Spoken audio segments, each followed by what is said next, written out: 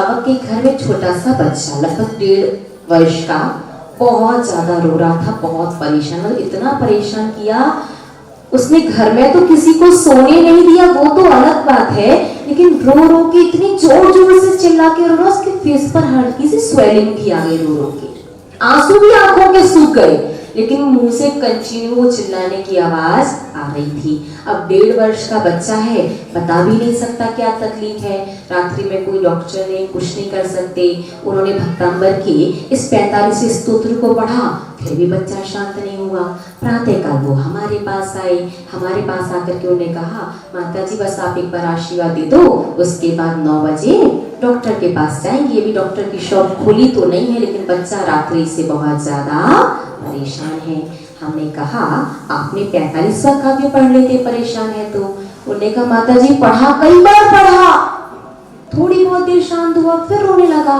अब हमें बात हजम ना हो, और वो भी कैसे सकती है जब पूर्वाचार्यों ने शास्त्रों में कुछ लिखा है, आराध्य आचार्यों ने, तो उनकी बात में कोई डाउट ही नहीं है, कहीं कोई कंफ्यूजन नहीं, कोई गलती हो ही नहीं सकती।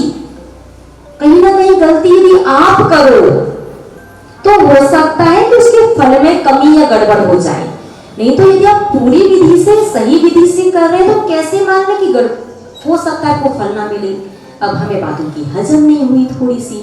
हमने कहा तो कुछ नहीं, क्योंकि वो बेचारे खुद रात्रि से परेशान थे, बच्चा रो रहा था, उन्हें भी अच्छा नहीं लग रहा था और उनकी नींद भी पूरी नहीं हुई थी। तो थोड़ा सा ध्यान से उस बच्चे को देखा तो माता जी ने कहा आप अपने हाथ बच्चे के पेट पर रखिए। फिर वो काव्य जब बसंत लिखा छंद में पढ़ा, थोड़ी देर बाद बच्चा घर गया तो किलकारी मार करके खेलने लगा।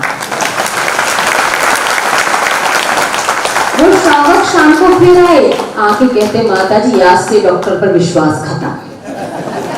हमने कहा भैया ये बात तो ठीक है, लेकिन कभी परिस्थिति भैया जाना तो पड़ेगा, क्योंकि पूर्व के कर्म है तो वो करना पड़ेगा। तो उस समय हमें समझ में आया कि कहीं ना कहीं हो सकता है उन श्रावक ने कौन सी गलती की होगी, बसंत तिलिका छंद में ना पढ़ा हो। तो आप लोग ध्यान रखना, 8 बार जो पढ़ना है तो अपने मन के हिसाब से नहीं पढ़ देना, बसंत तिलिका छंद में ही पढ़ना है, ठीक है ना।